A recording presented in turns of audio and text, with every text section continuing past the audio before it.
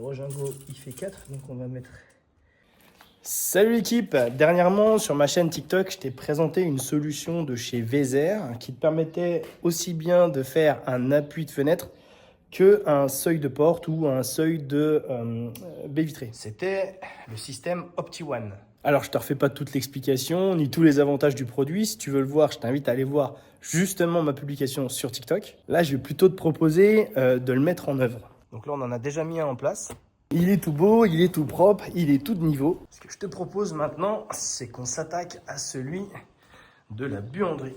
Bon, je t'ai passé l'étape du coulage du béton parce que ce sol-là que tu vois là, il va remonter de 16 cm. Et oui, parce qu'on va y rajouter un TMS de 10, une chape liquide de 4 cm à peu près dans laquelle on va venir mettre notre plancher chauffant. Donc si tu as bien compté, 10 plus 4 ça fait 14 et je me suis pris une petite réservation de 2 cm pour colle carrelage. Bon, regarde, je viens de te le poser comme il est censé être posé officiellement. C'est-à-dire que tu viens poser tes petites oreilles juste ici, là, contre la maçonnerie. Comme ça, c'est nickel, tu n'as besoin de faire aucune casse. C'est beaucoup plus rapide. Limite, tu n'as que les niveaux à faire. Bon, chez moi, c'est différent. J'ai des murs de 50. Et vu que la grange est classée au niveau du PLU de la ville, eh ben, je dois me caler sur la pose actuelle. C'est-à-dire venir à 25. Donc en ce qui me concerne, l'étape de la casse, il va quand même y avoir droit, surtout ici, là, au niveau du talon. En revanche, je n'aurai pas besoin de toucher à cette partie. Donc, on y va. Donc, hop, on va prendre cette mesure-là, 121,5. Donc là, on a presque même 55 sur le mur. Donc là, on va placer le centre à 27,5. On est là. Le Rogingo, il fait 4, donc on va mettre 2 ici et 2 ici.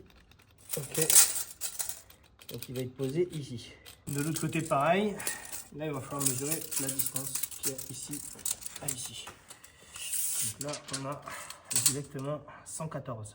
Donc, ce que je vais tenter, c'est de venir creuser la pierre. Tu sais, je vais prendre la meuleuse 230 là et je vais essayer de venir gratter l'intérieur. Je pense que c'est ce qui me demandera le moins de travail.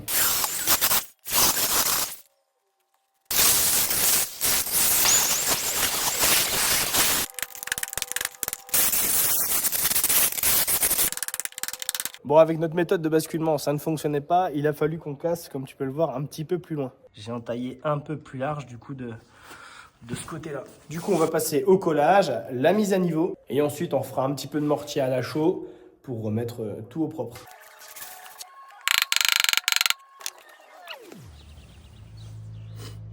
On est bon. Et on se retrouve quelques mois plus tard pour que tu puisses te rendre compte de la pose des OptiOne. Regarde. Alors évidemment, il y a encore beaucoup de finitions à terminer, mais déjà tout de suite, tu vois qu'avec les fenêtres et la porte, ça donne un truc super sympa. En ce qui concerne, donc du coup, la porte de la buanderie, elle est posée aussi. Bon, tu peux voir que j'ai pas eu le temps de terminer la maçonnerie, mais il s'agit bien du même modèle que ceux-là.